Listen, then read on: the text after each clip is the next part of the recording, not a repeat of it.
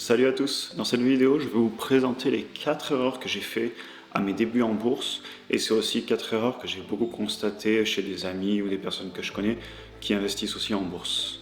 Alors par contre ces 4 points que je vais vous présenter, pour moi ils concernent que l'investissement en bourse sur le long terme.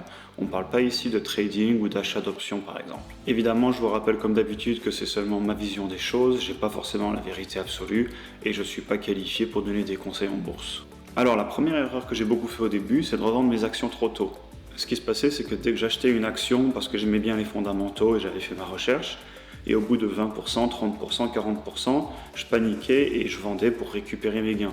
Sauf qu'en fait, cette entreprise, elle avait encore un fort potentiel de croissance, et si j'avais été plus patient, j'aurais gagné beaucoup plus au final. Ça m'est même arrivé des fois de racheter plus tard une action que j'avais vendue. Au final, j'ai remballé ma fierté et puis je l'ai racheté plus haut alors qu'en fait, j'aurais jamais dû la vendre depuis le début. Avec le temps, ce que je me suis rendu compte, c'est qu'il n'y a aucune raison de vendre une action tant qu'elle a un potentiel de croissance et tant que les fondamentaux de l'entreprise n'ont pas changé par rapport à ce que j'avais étudié au moment où je l'ai acheté, mon analyse. Et si la stratégie de l'entreprise n'a pas changé et si les résultats sont bons, il n'y a pas de raison en fait de la vendre. En tout cas, dans ma vision long terme, mon objectif c'est de construire du patrimoine sur 5 ans, 10 ans sur chaque action, donc il ne faut pas que je les vende et je faisais cette erreur au début. C'est aussi une des raisons pour lesquelles je commence à faire ces vidéos, car maintenant à chaque fois que j'achète une action, je fais une vidéo dessus pour expliquer pourquoi je l'achète et dans 2 ans, 1 an, 6 mois, je ne sais pas, quand il va y avoir beaucoup de volatilité dans le marché, je pourrai regarder pourquoi je l'ai acheté et si les fondamentaux n'ont pas changé, je la conserverai. L'exemple parfait pour moi c'est Apple. C'est une entreprise que j'ai achetée début 2019 et fin 2019 j'étais à plus 130%. Et à ce moment-là, j'ai beaucoup d'amis qui ont revendu l'action et moi au final, qu'est-ce que j'ai fait? J'en ai racheté plus. Et aujourd'hui, du coup, je me retrouve avec un champ positif de peut-être 65-70%. Alors qu'en réalité, sur mes premières actions, je dois être à plus de 200%. Mais peu m'importe, je ne cherche pas à avoir un joli chiffre quand je vais sur mon courtier. Moi, ce que je cherche, c'est à acheter des actions qui pour moi ont beaucoup de potentiel de croissance sur le long terme, et s'il y a de la volatilité et qu'elle baisse, j'en rachète encore plus du coup. Pareil, dans le même style, il y a des personnes qui essaient de timer le marché, c'est-à-dire ils essaient de vendre à la hausse et ils se disent je la rachèterai quand elle rebaissera parce qu'elle est montée trop haut. Sauf que c'est déjà arrivé que l'action elle redescend jamais, qu'elle continue à monter et les gens se retrouvent à jamais pouvoir la racheter. Et je pense que dans ces cas-là, ce qu'il faut faire, c'est que si on a fait une erreur, il faut simplement la racheter, accepter qu'on a fait une erreur, apprendre. Mais si l'entreprise a vraiment un gros potentiel et qu'elle continue à monter, qu'on l'a vendue par erreur, pourquoi pas la racheter si les fondamentaux sont toujours là. Alors, deuxième erreur que j'ai faite au début, c'est de ne pas faire une recherche complète sur l'entreprise avant de l'acheter. Par une recherche complète, je veux dire lire les rapports annuels de l'entreprise, regarder les conférences de l'entreprise, faire une analyse financière, lire la présentation qu'on a sur les pages des relations des investisseurs des entreprises, etc. Honnêtement, de nos jours, si on ne le fait pas, c'est qu'on a un peu la flemme. On n'a pas vraiment d'excuses par rapport à il y a 20 ans ou 30 ans. Tout est dispo sur Internet, on a des outils comme Yahoo Finance, Finviz, CNBC, même simplement Google. Et toutes les entreprises mettent à disposition aux actionnaires qui veulent bien les lire tous les documents financiers de l'entreprise, les présentations officielles, etc. Ensuite, je pense que cette analyse, il faut prendre la bonne habitude dès le début. Il ne faut pas prendre des mauvaises habitudes à acheter une action juste car on en a entendu parler, mais je pense qu'il faut vraiment se forcer à faire ces analyses. Comme ça, on sait pourquoi on achète une action et on prend surtout dans les bonnes habitudes, du moins pour les investisseurs à long terme, d'acheter les entreprises avec des vraies raisons derrière qui font qu'on croit dans l'entreprise et non pas juste car on en a entendu parler. Il y a 2 raisons assez classiques que j'ai remarquées qui vous font perdre de l'argent si vous ne faites pas une recherche. Premièrement, la plus évidente, c'est tout simplement vous achetez une entreprise sans avoir fait votre recherche et en fait il s'avère que l'entreprise n'a pas des bons résultats financiers, n'avait pas un avenir des plus brillants et vous vous retrouvez simplement à perdre de l'argent sur le long terme. Pour le deuxième cas, c'est un peu plus subtil. Le truc, c'est que si vous n'avez pas fait une recherche de l'entreprise et si vous ne savez pas pourquoi vous l'avez acheté d'un point de vue de la stratégie, des résultats financiers et du futur de l'entreprise dans laquelle vous croyez, le jour où vous allez avoir de la volatilité, et vous en aurez parce que le marché sur le court terme, il monte, il descend, il fait ce qu'il veut, il suffit d'une mauvaise nouvelle et l'entreprise peut complètement s'effondrer, mais sur le court terme. Et le problème, c'est que si vous n'avez pas fait de recherche, vous pouvez paniquer et vendre une entreprise à perte, alors que c'est une entreprise qui a un avenir radieux.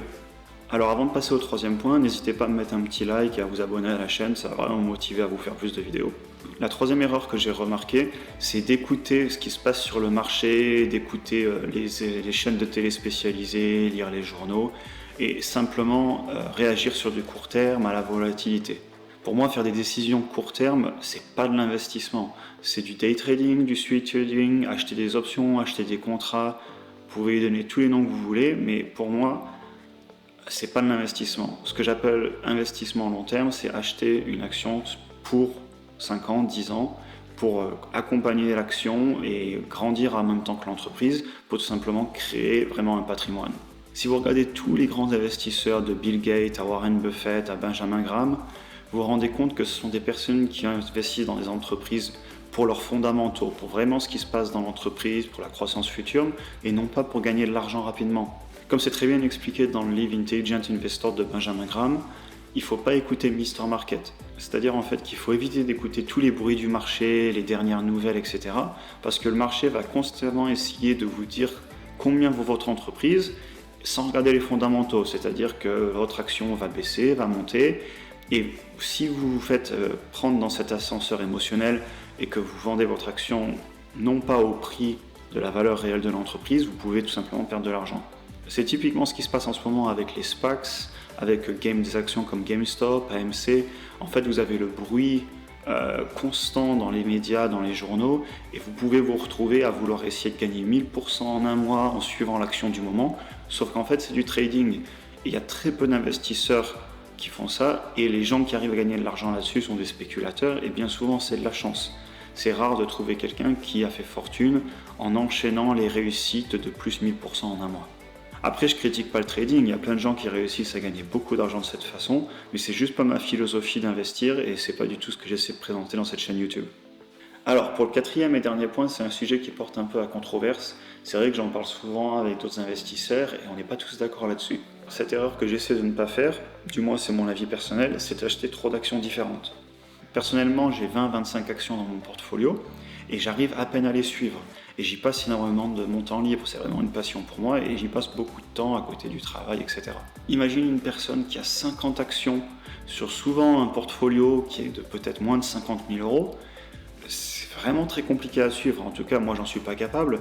Et dans ce cas-là, je me dis mais pourquoi simplement pas acheter un ETF ou un fonds d'investissement qui va être diversifié pour vous avec des faibles frais et vous éviterez tout ce casse-tête d'avoir autant d'actions à suivre. Ce que je veux dire, c'est qu'à un moment, si vous avez trop d'actions, vous ne savez plus où donner de la tête. Pourquoi est-ce que vous préférez votre action numéro 14 plus que votre action numéro 36 ? Je ne suis même pas certain que vous connaissiez les fondamentaux de cette action 14 et 36 par rapport à la 18e. Et du coup, le risque, c'est que s'il y a de la volatilité dans le marché, comme un crack en mars dernier, eh ben vous pouvez vous retrouver à vendre une action. Simplement parce que vous ne vous souvenez plus pourquoi vous l'avez acheté au début, car vous avez tellement d'actions et vous êtes noyé au moment de la panique. Évidemment, il ne faut pas non plus être dans l'autre extrême, à mon avis du moins. Il ne faut pas avoir une ou deux actions et ne pas du tout être diversifié et se retrouver à avoir acheté une mauvaise action sur 50% de votre portfolio et de perdre. Je fais partie des personnes qui croient profondément à la diversification. C'est juste que je pense qu'il ne faut pas non plus être trop diversifié. Et d'ailleurs, c'est aussi pour ça que j'adore les ETF. Personnellement, je suis tout le temps entre 20 et 30% d'ETF. J'ai beaucoup de ETF S&P 500 et j'ai beaucoup de marchés émergents aussi. Alors les ETF feront peut-être partie d'une autre vidéo que je pourrais vous faire, mais ça me permet d'acheter des zones géographiques, des zones économiques, sans me prendre la tête à devoir trouver quelle est l'entreprise chinoise que j'ai envie d'acheter ou quelle est la nouvelle entreprise taïwanaise qui est en train de monter. Les ETF font ça pour moi très bien et ça me permet de me concentrer sur vraiment quelques actions individuelles que j'apprécie, que je comprends très bien et qui me passionnent. Par exemple, dans le ETF S&P 500, vous avez beaucoup d'entreprises du médical. Et moi, le médical, j'y comprends pas grand-chose. C'est pas un secteur qui me passionne, c'est pas un secteur comme j'aime rechercher comme la technologie. Donc je laisse les ETF faire le travail pour moi et je me concentre sur les entreprises que je comprends, des entreprises de l'industrie, des entreprises de la technologie, qui sont des secteurs d'activité qui, via ma formation professionnelle, me permettent d'avoir une certaine compréhension, à mon petit niveau bien sûr. Et du coup, je peux investir dedans en ayant vraiment compris les fondamentaux solides de l'entreprise. Et du coup, ça me permet de me concentrer sur quelques entreprises que je comprends vraiment et que j'aime suivre au quotidien. Et je pense qu'il faut vraiment aimer les actions qu'on suit, parce que si on veut tenir sur le long terme dans l'investissement, il ne faut pas acheter une action juste parce qu'on en a entendu parler. Du moins, c'est ma vision des choses. Il faut vraiment acheter les entreprises dans lesquelles on croit et avec lesquelles on a envie de faire un bout de chemin. Voilà, c'est tout pour aujourd'hui. Écoutez, j'espère que cette vidéo vous a plu. Comme je vous le disais un peu plus tôt, n'hésitez pas à me mettre un like, à vous abonner. Comme ça, je pourrai vous faire encore plus de vidéos et j'espère vraiment que ça va pouvoir vous aider sur le long terme.